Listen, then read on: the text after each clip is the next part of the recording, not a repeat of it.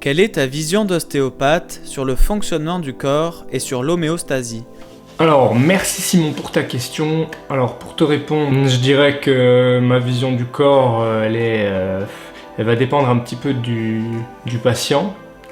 Tout simplement parce que le patient va venir avec sa propre histoire, avec son propre vécu, avec sa propre problématique. C'est pas uniquement d'aller chercher telle ou telle zone en restriction, en machin, au truc. Donc il faut aborder la personne de manière à la fois très globale pour pouvoir déterminer vraiment le problème qu'il y a, et donc derrière de manière aussi très spécifique. Parce que chaque personne va être différente. Donc tu ne peux pas avoir une réponse globale à chaque fois. Tu vas devoir des fois être très spécifique dans tes interventions et ne pas déborder. Des fois, ne pas en faire trop, c'est très important. Des fois, ne pas faire des séances de 45 minutes, c'est très important. Parce que la personne n'est pas venue pour ça, et des fois ça sert à rien de vouloir impérativement toucher, manipuler. Des fois il vaut mieux juste donner quelques exercices, discuter avec la personne, venir faire quelques trucs en thérapie manuelle, c'est vraiment, tu peux pas t'en passer, mais c'est pas que ça, quoi. Après au niveau du corps, le corps ça reste un ensemble de choses, mais faut pas non plus se leurrer, faut pas rester dans cette... faut pas rester trop non plus dans cet aspect un petit peu gélatineux de dire tout est globalité et il faut travailler impérativement globalité. Il m'arrive très fréquemment de travailler des fois qu'une seule zone parce que tout n'est pas global. Certes, il y a beaucoup de choses qui sont globales, mais tout n'est pas global. Il y a des problématiques qui des fois nécessitent un travail très ciblé et très ponctuel. Contrairement à ce qu'on pourrait lire ou entendre parfois sur les réseaux sociaux ou sur YouTube par exemple. Donc tout n'est pas global, et il m'arrive très fréquemment de faire des consultations, typiquement tu vois, pour un torticolis. Ma façon d'approcher le torticolis, je vais pas m'amuser à aller regarder tout le corps, quoi. Si mon anamnèse elle est bien faite, je sais à peu près où aller regarder, et je sais, pas exactement, mais je sais à peu près combien de temps ça va durer, quoi. Voilà, en règle générale, un bon gros torticolis, j'y passe pas plus de 20 minutes, pour te donner un exemple. Donc voilà, c'est vraiment individu dépendant. S'il faut retenir quelque chose, c'est vraiment individu dépendant, et il faut personnaliser à chaque fois l'approche. Je te donne l'exemple du torticolis, mais voilà, il y a des fois je peux passer beaucoup plus de temps, ça va vraiment dépendre des gens. Peux-tu nous parler de la capacité d'autorégulation du corps humain? Alors oui, merci pour cette question. Le corps, c'est vrai qu'il a la capacité un petit peu de s'autoréguler. Tu vois, je prends souvent l'exemple de la hernie discale. La hernie discale, il y a beaucoup de thérapeutes, d'ostéos, de kinés qui se vantent d'avoir soigné une hernie discale ou d'avoir résorbé une hernie discale. C'est peut-être quelque chose que tu as déjà entendu, sauf que on sait que c'est pas la manip ou ce qu'on a fait qui a soigné la hernie discale. La hernie discale, naturellement, au bout d'une année, voire deux, a tendance à disparaître, à être grignotée par les petits macrophages, ce qui fait qu'on peut très bien passer un IRM une année et l'année d'après ne plus avoir d'hernie discale. Tout simplement parce que le corps a la capacité justement de se stabiliser, de se réguler et de ramener son état, en tout cas vers un état qui paraît plus physiologique, plus que normal, tu vois. Donc c'est vraiment ça. Donc le corps a cette capacité-là qui est vraiment hallucinante, mais là c'est vraiment structurel si tu veux comme exemple, mais c'est également valable en psychologie, en communication, quoi. On se régule de par nous-mêmes, quand le corps en a la possibilité. À partir du moment où le corps perd cette possibilité-là, on rentre dans un état de pathologie, et c'est valable aussi bien dans les pathologies mentales que dans les pathologies entre guillemets organiques ou structurelles, comme nous on peut avoir très souvent en cabinet. Mais ça, à la limite, si tu veux, c'est aussi à nous de venir stimuler ces capacités-là. On peut pas forcément les stimuler tout le temps, mais on peut en tout cas aider à les faire émerger. Il y a des gens simplement par leur crainte et par leur peur vis-à-vis de la douleur ou vis-à-vis de telle ou telle pathologie, perdent complètement la capacité d'autorégulation, de s'autoréguler, d'autogestion de la douleur ou de la pathologie. Et des fois, le simple fait de leur expliquer en fait simplement ce que c'est sans les avoir touchés, des fois rien que ça permet déjà de désamorcer une grande partie de ce qui va déclencher par exemple la douleur si quelqu'un vient consulter. Moi, il m'arrive des fois de beaucoup plus cibler ma consultation sur l'éducation, entre gros guillemets, au sens large, plus que sur la partie thérapie manuelle, si tu veux. Parce que pour en revenir à l'ostéopathie, c'est vrai qu'on décrit souvent l'ostéo comme de la thérapie manuelle, mais c'est plus que ça, c'est vraiment une interaction entre deux personnes, c'est plus vraiment un concept, une vision de la personne, plus que véritablement de la thérapie manuelle, même si la thérapie manuelle va faire partie intégrante, en tout cas en grande partie de ce qui fait l'ostéopathie, mais il y a aussi toute la démarche intellectuelle et la démarche clinique qui va être véritablement hyper importante quoi, au niveau ostéo. Et ça, c'est vrai que c'est quelque chose qu'on occulte pas mal, en tout cas c'est pas ce que les patients retiennent le plus. Généralement, ils retiennent plus le fait que tu les as fait craquer, que tu les as manipulés, ou que ce que tu leur as fait, ça leur a fait du mal, ça leur a fait du bien. Enfin, c'est plus cet aspect très physique qu'ils ont tendance à retenir, plus que voilà, l'aspect un petit peu plus clinique qui est à côté, l'aspect relationnel qui, pour moi, est primordial, en tout cas dans mon boulot. Parce que finalement, c'est pas la manipulation qui va être importante, ou ce que tu vas faire qui va être important, c'est véritablement la façon dont tu vas le faire, c'est comment tu vas faire les choses qui va faire que tu vas avoir tel ou tel résultat. Parce que, je veux dire, on s'est globalement à peu près tous manipulés, hein, je dis bien à peu près. Normalement, tu es censé savoir manipuler, que ce soit en structurel, en myotensif, en ce que tu veux, tu es censé avoir un bagage technique qui est extra large pour pouvoir t'adapter à tout le monde. Donc normalement, c'est pas la partie technique qui doit jouer, c'est plus au contraire la partie comment tu vas manager ton patient et comment tu vas interagir avec lui. Est-ce que tu vas réussir à répondre à son attente, parce que le patient vient avec une attente, c'est pas parce qu'il vient avec une douleur que sa demande est spécifique à la douleur, elle peut être aussi dans d'autres choses, ça peut être d'être rassuré, ça peut être d'avoir des conseils, ça peut être totalement autre chose, donc c'est pour ça qu'il faut expliciter un petit peu ça.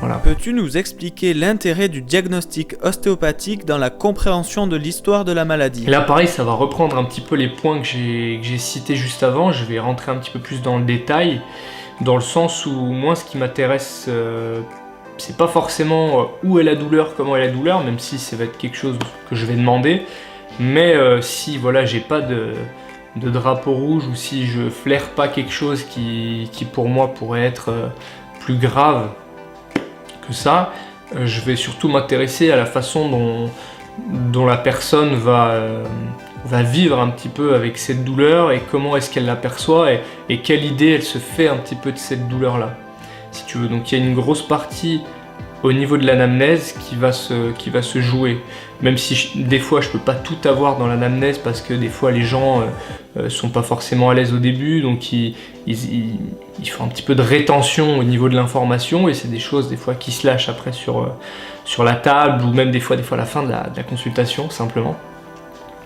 Mais l'anamnèse c'est une étape importante parce que c'est un moment où tu vas pouvoir discuter avec la personne, essayer de comprendre un petit peu ce qui l'amène, comprendre un petit peu justement son histoire et le diagnostic entre guillemets ostéopathique, même s'il n'est pas propre qu'à l'ostéopathie, mais il va en faire partie de par la vision qu'on a de la santé et du corps humain et de ce qu'on va aller chercher. Une grosse partie du diag, pour ma part en tout cas, se fait durant l'anamnèse, c'est-à-dire que en gros dans mon anamnèse je vais essayer de déterminer quel système je vais aller prioriser dans mon traitement avant de me dire quelle technique, quel machin, quel truc, c'est-à-dire que je vais poser différentes questions sur différents systèmes ou sur différentes choses qui vont m'amener à me dire ah bah là peut-être que j'irai plus travailler ça ou ça.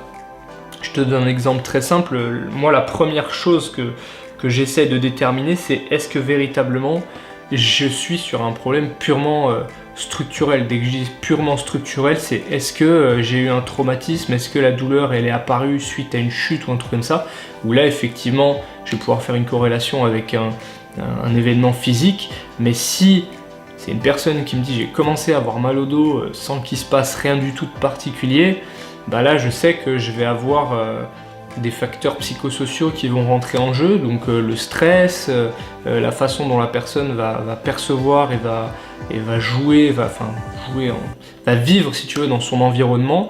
Et là c'est des problématiques qui sont beaucoup plus complexes et qui peuvent ne pas se résumer uniquement à une vertèbre, à un muscle, où là va falloir aller creuser un petit peu plus loin, va falloir aller chercher un petit peu comment est-ce que la personne va percevoir son environnement, est-ce qu'elle perçoit déjà des perturbateurs éventuels dans son environnement, quelle idée elle se fait de la douleur, quelle idée elle se fait de sa problématique, quelle est selon elle l'origine de sa problématique, et en fonction de ça, on va voir où est-ce que ça va nous amener, les choses qu'il va falloir travailler. Est-ce que c'est une personne qui a peur du mouvement, est-ce que c'est une personne au contraire qui a besoin de bouger pour ne plus avoir mal, et en fonction de tout ça, tu vas pouvoir derrière orienter un petit peu entre guillemets le diagnostic en thérapie manuelle. D'une part, c'est pas tout le diagnostic la thérapie manuelle, d'autre part les conseils que tu vas pouvoir lui donner, adapter les conseils pour que justement elle puisse être plus autonome chez elle et gérer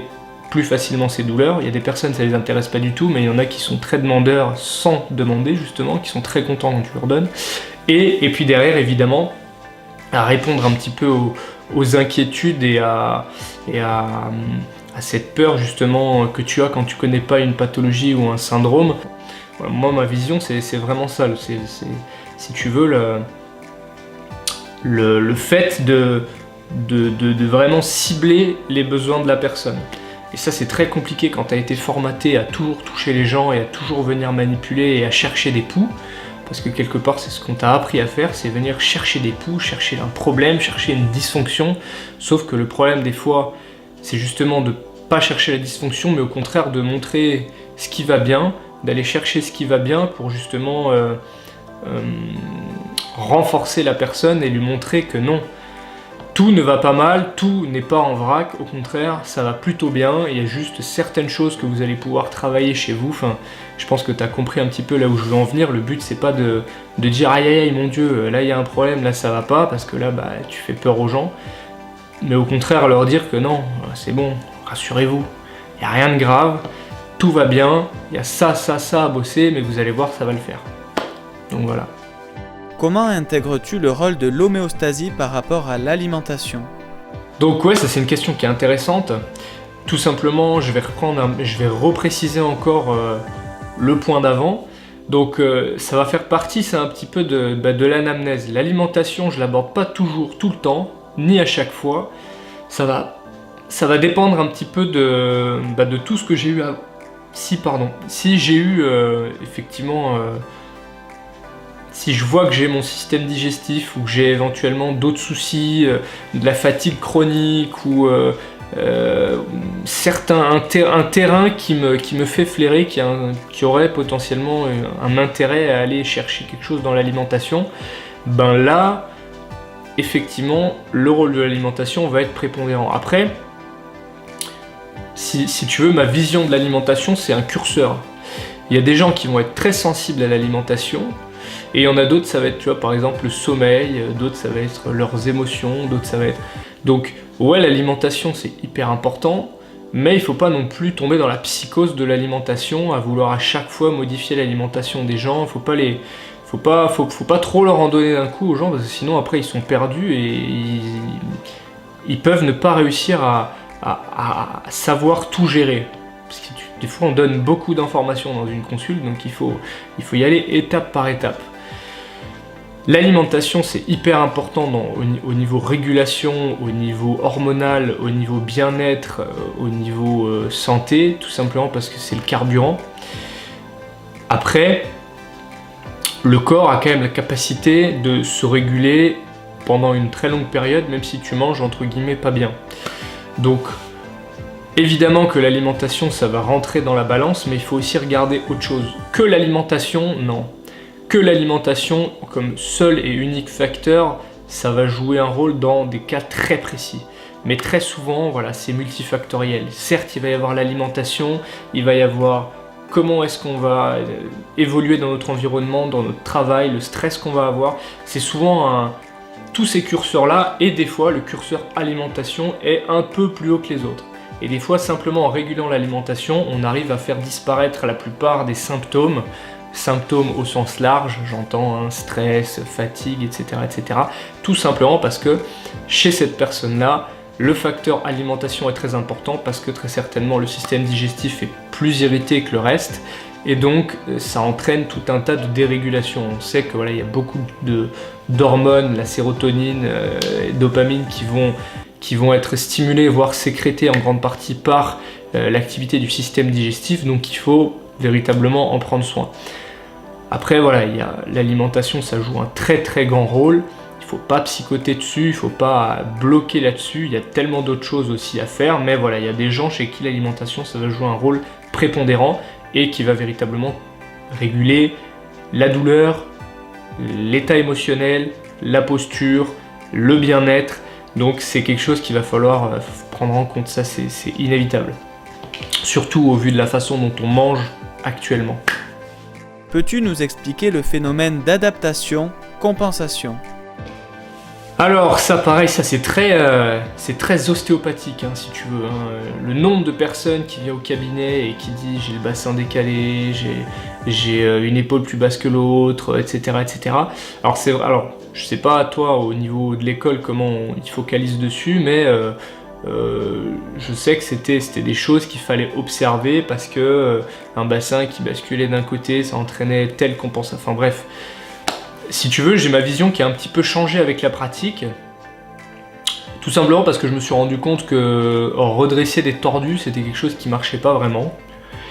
Et que ma vision, elle est devenue un petit peu plus neurophysiologique. C'est-à-dire que je m'attarde beaucoup plus sur le fonctionnement et l'adaptation du système nerveux, puisque c'est lui qui va produire la douleur, plus que véritablement sur le système entre guillemets musculo-squelettique, même si je le garde et je le prends en compte si tu veux. Mais quelqu'un qui a un bassin basculé, qui a eu une entorse de cheville ou autre, ce qui va m'intéresser c'est beaucoup plus la dynamique, la façon dont il va bouger et la façon dont il va se déplacer, plus que véritablement son attitude entre guillemets posturale et ses éventuelles asymétries. Tout simplement parce que le corps a besoin d'asymétrie et que les asymétries sont pas toujours parlantes. Et tu peux très bien soigner quelqu'un qui a des grosses asymétries et qui garde ses asymétries par la suite mais qui se sent beaucoup mieux. Donc le phénomène d'adaptation-compensation, je dirais qu'il y a certains cas où effectivement la partie mécanique va rentrer en jeu, notamment entorse de cheville, ça peut clairement jouer. Et ça va jouer un rôle notamment dans le déroulé du pas et la façon dont la chaîne musculaire va réagir, qui peut entraîner des compensations, c'est-à-dire des rotations au niveau du membre inférieur, voire des tensions au niveau des fessiers qui entraîneraient une bascule du bassin. Mais après, la compensation, elle est aussi neurologique, dans le sens où une zone qui a été traumatisée ou une zone qui est déjà sensible va potentiellement comment expliquer ça en étant clair, une zone voilà qui a été sensible peut très bien entraîner une sensibilisation plus élargie de cette zone là. Par exemple, je donne un exemple, tu as une douleur au niveau lombaire en bas du dos, enfin lombaire droit, d'accord, lombaire basse à droite, très précise. Et bien cette douleur, au fil du temps, c'est soit naturellement, de par l'histoire, de par l'autorégulation, de par la gestion de cette douleur que le corps va faire, elle va disparaître, ou alors au contraire, elle va se diffuser, elle va devenir moins intense, mais elle va devenir beaucoup plus diffuse. Et ça, c'est juste le passage en fait à la chronicité, c'est-à-dire que le corps, à un moment donné, il y a eu un facteur, enfin plusieurs facteurs qui ont fait que la douleur n'a pas réussi à s'estomper, et donc elle a perduré, mais pour permettre au corps de fonctionner de manière toujours optimale, la douleur s'est diffusée. Et ça, c'est une compensation neurologique. On est passé d'une douleur aiguë à une douleur chronique. C'est une compensation-adaptation. Alors moi, je sais qu'il y a eu beaucoup de compensation, adaptation et des différences. Enfin, moi, dans la pratique, si tu veux, je m'en sers pas vraiment de la différence entre compensation et adaptation. Parce que c'est une différence sémantique qui est pour moi mineure pour expliquer à un patient pourquoi est-ce qu'il a mal et qu'est-ce que tu vas pouvoir faire pour l'aider. Donc voilà, tu vois, il y a vraiment l'aspect pour moi à la fois mécanique entre guillemets, mais auquel je prête pas forcément attention en première intention. Ça dépendra un peu de l'anamnèse aussi, mais il y a surtout cet aspect neurophysiologique qui pour moi est juste primordial, puisque les gens viennent essentiellement nous voir pour des douleurs. Si c'est pas des douleurs, c'est des inconforts ou des vertiges ou ce genre de choses, et le système nerveux joue un rôle complètement prépondérant là-dedans. Donc il faut impérativement y prêter attention et avoir une démarche et un raisonnement qui va dans ce sens-là. C'est mon avis, c'est pas forcément la vérité, c'est pas le meilleur avis de la planète, c'est ma façon de pratiquer et de voir les choses, tout simplement. Voilà, écoute, je te remercie en tout cas pour ces questions et pour m'avoir sollicité. En tout cas, c'est super sympa et puis c'est toujours intéressant d'échanger avec un collègue. Merci à tous ceux qui ont regardé, j'espère en tout cas que la vidéo vous aura plu. Abonnez-vous à la chaîne de Simon et écoutez, je vous souhaite une très bonne journée et je vous dis à très bientôt. Ciao.